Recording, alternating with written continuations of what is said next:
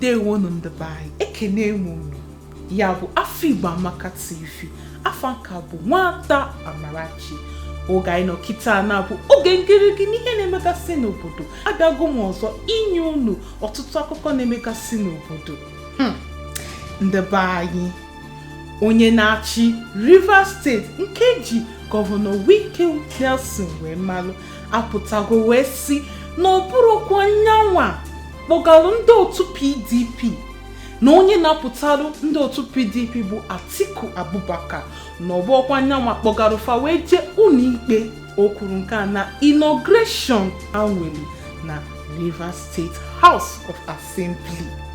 Ọ na-asị na mgbe ọ na-ekwu okwu a ọ sị owukwa n'ife gbasara ya ọtụtụ ndị mmadụ na-asị ọ kpọrọ fa wee jee ụlọikpe pụtara sị mba ọ bụrụkwa nyanwa melodili ife ahụ.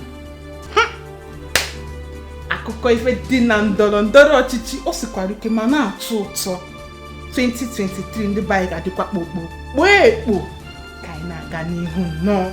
Onye otu ndị Labour Party wepụtalụ bụ Maazị Peter Obi apụtago na Leadership Summit ndị Labour Party nwere.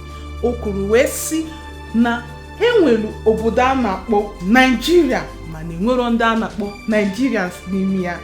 Bụ ọ na-ekwu okwu a ọ sị onye welu obodo Nigeria wee haị n'aka ndị Nigerians.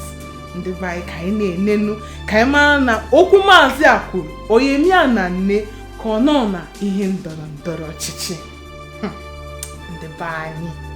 Ndị be anyị gọvanọ Anambra steeti akwụsịgo chairman Nnewi South Local Government ahọlọfụ n'ihi na chairman ahọlọfụ bụ Maazị Mgbalike Iloka tiri nwunye ife. Nwoke a tiri nwunye ife tupu nwunye anwụọ ka ihe kpatalụ nwoke a ji wee ti nwunye ife. Ihe kpatalụ nwoke a ji wee ti nwunye ife bụ na o were ebe ha jelu nwoke a na-ene nwaanyị ọzọ anya. Mgbe nwunye a na-abịa wee na-asị ya ka efe mere o ji nene nwaanyị ọzọ anya ebe nyanwa nwunye a nọ ebe a. Nwoke a wee dalụ nwunye ya wee tiri ife. Ụmụ nwaanyị unu makwa na ọtụtụ ife na-eme n'obodo anyị ndị na-eyi obodo egwu na-egbugasị ndị mmadụ. Nyaka onye isi ndị uwe ojii pụtara wee sị na anyị enwe nchekwa anyị enwe bụ maka ndị na-eyi obodo egwu. Ọkwa na ekpere ga-azọpụta anyị n'obodo anyị bụ Naịjirịa. Onye ọbụla kpesie ekpere ike ebe ị nọ n'otusi ike ma mụrụ anya ka azụ n'obodo adịrọzi mma. Ndị be anyị ụmụ mana o nwere ife ndị uwe ojii na-eme ada amasị ndị mmadụ. Ndị uwe ojii na-apụta nnọọ akwụsịghị n'ụzọ ewelu fonu.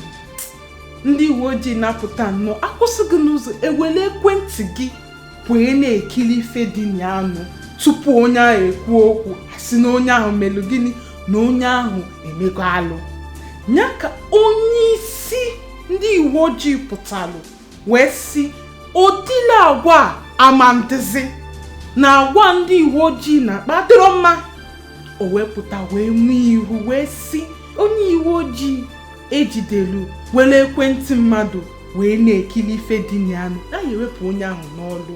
Mgbe ọ na-ekwu okwu a ọ na-ekwu ya wee na-asị ka obodo niile obodo anyị bụ Naịjirịa marụ nka.